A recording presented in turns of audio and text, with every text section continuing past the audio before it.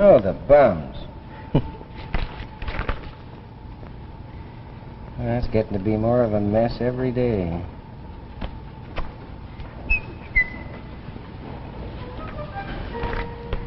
Oh, hi there. Sam Whipple's my name. You've probably never heard of me. I don't know why you should have. I'm just an ordinary fella, same as you. Got my little dreams, I've got my little fears. I see a sign, keep off the grass. Well, I keep off. Now, wait a minute, there is something different about me. You see, I invented a time machine. That's right. Right now you're looking at a real bona fide time traveler. I admit it sounds fantastic, but it's really true. Let me see now. Anyway, I invented this time machine. It was crude, but effective. And my story begins in the city of New York, in the office of a great scientist and world citizen, Dr. Jarvis, about 100 years from now, in the year 2052.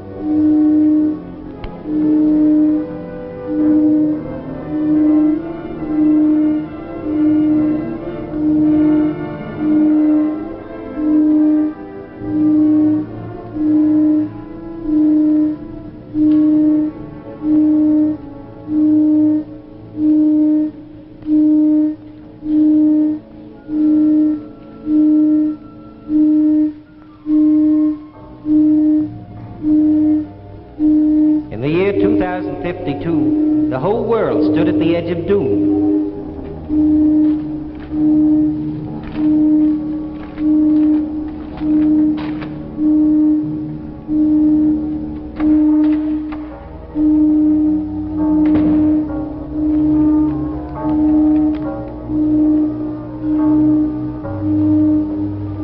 Oh, Mary, any further word? Yes, Father, from Nomura and Dr. Krolenko. What do they say? From Nomura. Staff and myself have checked and rechecked rising world radioactivity. Agree with you on cause, but cannot. Repeat, cannot discover any means of stopping it. Radioactive count rising. All Asia covered with thick vapor. World disaster appears inevitable. Goodbye, my old friend. Signed, Nomura. And Krolenko? Much the same as Nomura. He's particularly bitter in view of the strides his country's made in the last 100 years. Why? Why have we failed? The biggest names in science working on just one problem. The answer negative. Oh, that radiation meter sketching out the pulse of a dying world. Radio facilities all set up? Yes, Father, they're ready. You go on in 1 minute. How does one tell the whole world that doom is only a few hours away? How? I don't know how either, but I do know this. That in a world of people which in 100 years has learned to live in peace, to understand each other, has matured, deserves to know the true facts.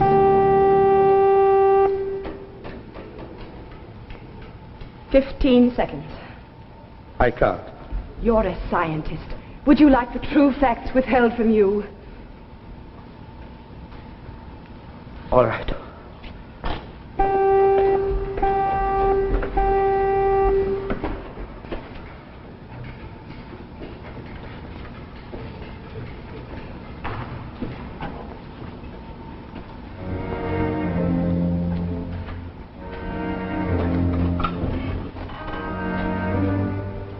My fellow human beings, what I have to say is based on proven facts. You cannot avoid it, you must believe it. In a few hours, you and I, all our loved ones, the whole earth will be dead. In the past few months, you have seen how thick vapors covered your cities and towns, your small villages and homes. And now I must tell you why this has happened. 100 years ago, at the beginning of the atomic age, when the atom was a plaything, and the people of the world, like quarrelsome, headstrong people, a certain scientist discovered a rare element. After investigation, he placed it into a cyclotron and bombarded its atoms. A chain reaction resulted. A slow, imperceptible reaction. The scientist in his calculations made one small mistake, and though he checked and rechecked his findings, he never noticed it. The chain reaction grew and grew, the entire world slowly becoming radioactive. Recently, the Count approached the perilous mark at which it is impossible for life to survive. This point will be reached within the next few hours. There is no escape. Listen. There is your heartbeat. This is an ironic tragedy which has befallen us. In the 100 years since 1952, you, the people of the world, have abolished war, disease, hatred, and bigotry. But one tiny mistake, committed by those before your time, has outweighed all that in the balance of fate. I cannot give you hope. There is none. Nothing is left.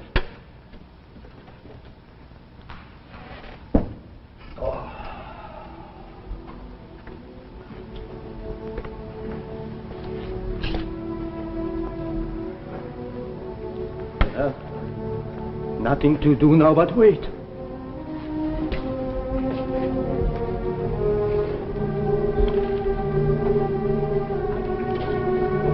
How much time is there? About 3.5 hours. Let's check back once more. Perhaps something escaped us. No harm in trying. We've nothing to lose. You are right. Come on. We'll start from the beginning. We turn the teletime set to June 30th, 1952. That's when Dr. Thorne made a mistake. Oh, what a wonderful scientific age this has been. Through this machine we can recapture the past, but the future is out of range. Now we'll turn the location dial to New York, and June 30th, 1952. There, watch. There, for the 5th time it checks. Well, are we all set, Doctor? Yes, we're ready. Let's start the cyclotron.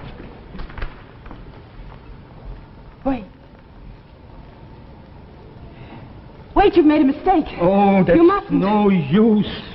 Mary, it's too late to tell them. Why, Father, why? Look, we've been able to recapture time. Why couldn't I go back into the past and make them discover the mistake before they make it? We cannot change the past.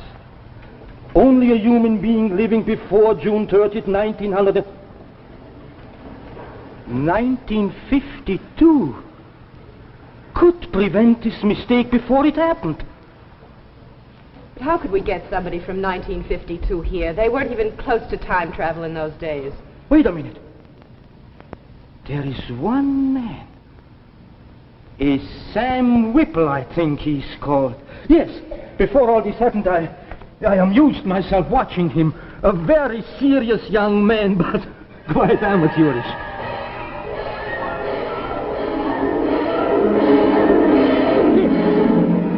There he is, still walking away. Is that a time machine? It looks ridiculous. No, it could never work. No, it's all there. It's all there. It's only that the wires are not attached to the proper terminals. If he could only adjust that, I think we could control his arrival through this machine. Well, there's my time machine. You hear the generator going? Well, that's the secret. I was trying to generate enough power in my time vest to free me from the gravity of time. Wasn't easy on the electric bills, I can tell you that. Sam? I had a sister, older. She means well, I guess, but... Sam Whipple, are you down there again? Sam, don't you hear me? I want to talk to you. Sam! Oh, Sarah, want something? Yes, here. What about them? They're bills, aren't they? Of course they're bills. Well, pay them. With what? There's nothing left after paying up for the last bills. Sam, it's not easy running a household today on your income. Well, I've got some money put away for a new suit and a pair of shoes. We could use that. And then you'd go to work looking like a hobo. And what would Dr. Thorne and the others at the laboratory say to that? Oh, I rather think they'd say nothing. Probably wouldn't even notice me. Just a lab assistant. Well, if you spent as much time on your work as you do with that infernal machine, you'd get someplace. You'd be someone. When are you going to give this thing up and stop daydreaming? Really, the neighbors are beginning to think you are crazy. I assure you, Sarah, I'm really very harmless. But as for giving this up, this is what may turn my dreaming into reality. As a boy, you were afraid to face things, and you still are. Yes, I am. I don't like myself for it. Never did have much gumption. Afraid to talk for myself, fight for myself. Well, that's why, don't you see? I want to give myself a chance in another lifetime, 500, maybe 1,000 years from now. Maybe I could do better then. You know, someday they're just going to take you away in a straitjacket. That's what's going to happen. Oh. And what about me? What's going to happen Now, to me? Sarah, I've taken care of you ever since your husband died, haven't I? Gave up my college career for it. Guess maybe that's why I haven't married either. I did think my first duty was to you. Well, you better stand back now, Sarah. I'm all set. I'm going to try it. You might get hurt.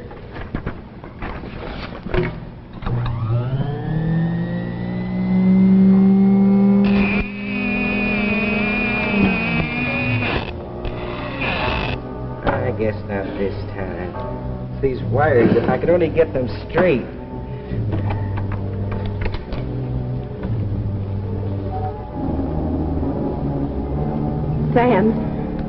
Sam Whipple, that wire on the connection goes on the right.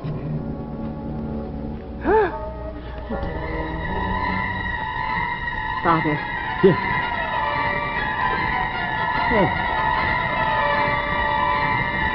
Oh, Mary.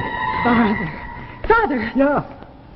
I beg your pardon for bursting in like this, but He could you made tell it. me where I am? He made it.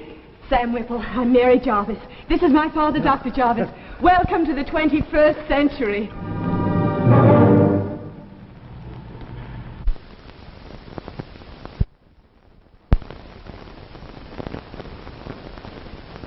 Made it. My time machine works. I made it. Oh, thanks. Say, what year is this? June 30, 2052. Only 100 years. I thought I'd go at least 1,000. Oh, well. Say, your clothes, they don't seem much different from ours. I thought they'd be kind Just a bit more comfortable, that's all. Oh, mind if I look around? Please do. Thanks.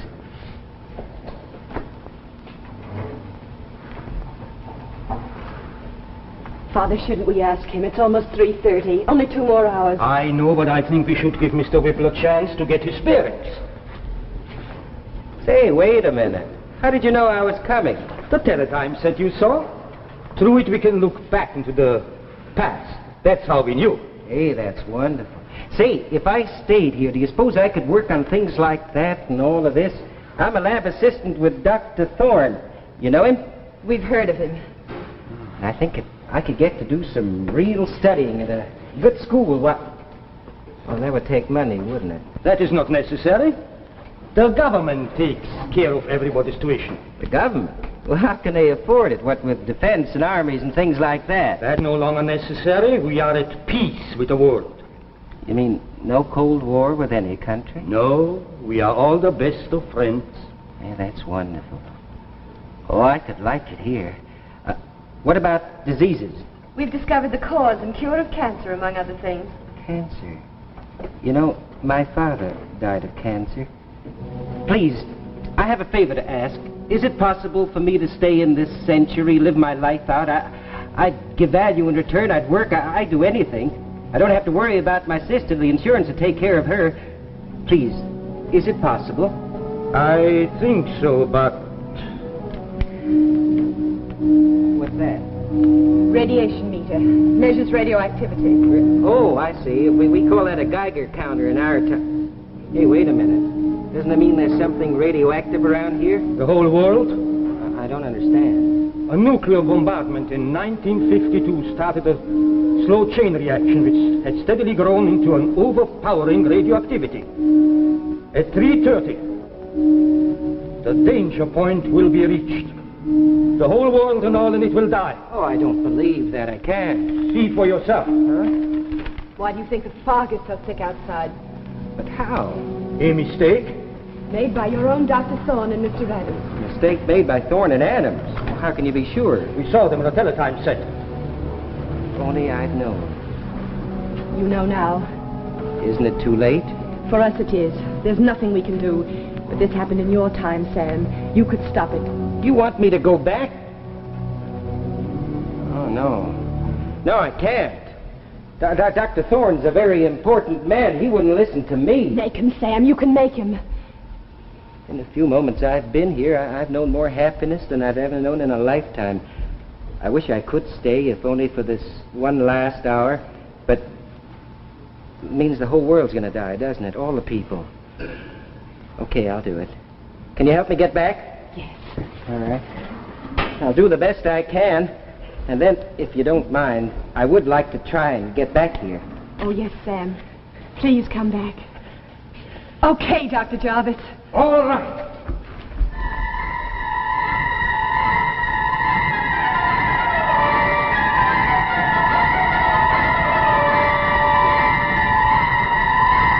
I'm back. Sam!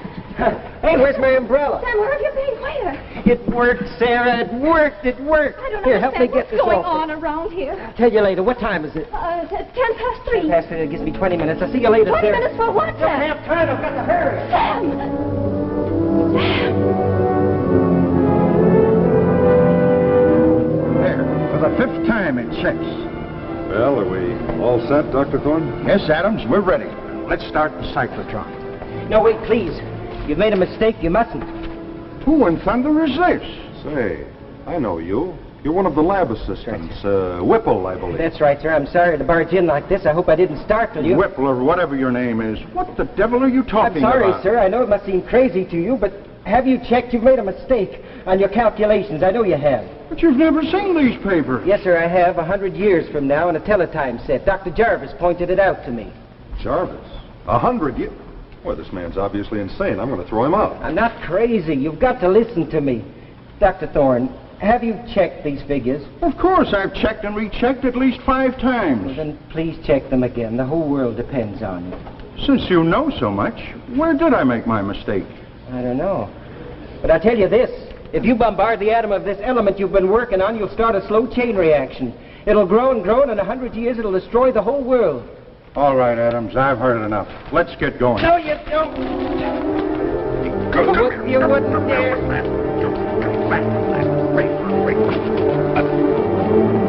Burned it. It's burned. I think you'll have to check back now.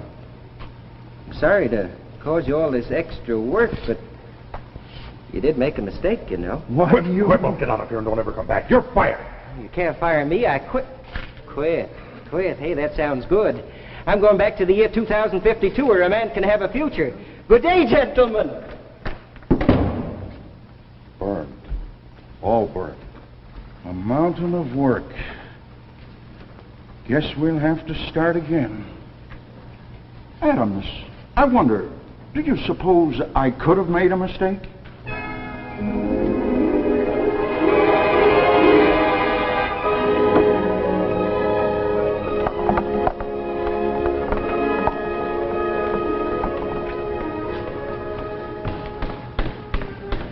Hi, Sarah.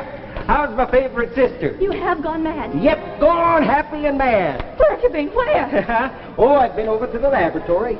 Told Dr. Thorne he'd made a mistake in his calculations. He didn't like it. You don't mean he fired you? Oh, he tried to, but I wouldn't let him get away with that. I quit. Quit? Yep. How we live? Oh, I've taken care of all that. I'm going back into the future, and I guess in that case the insurance company will consider me dead, so that'll leave enough money to make you comfortable. Well, goodbye, Sarah. Here we go. Sam Whipple, you're not going anywhere. Huh? I've seen to that. One of us has to have a head on our shoulders. Yes, Oh, no. I've smashed the machine. Maybe now you'll wake up and act your age. Oh, Sarah.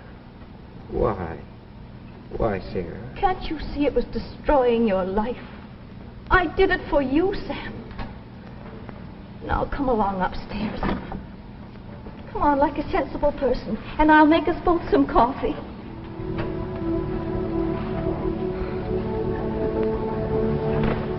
I'm not going anywhere. I'm staying right here. Here, Jarvis. I'm not coming back. can.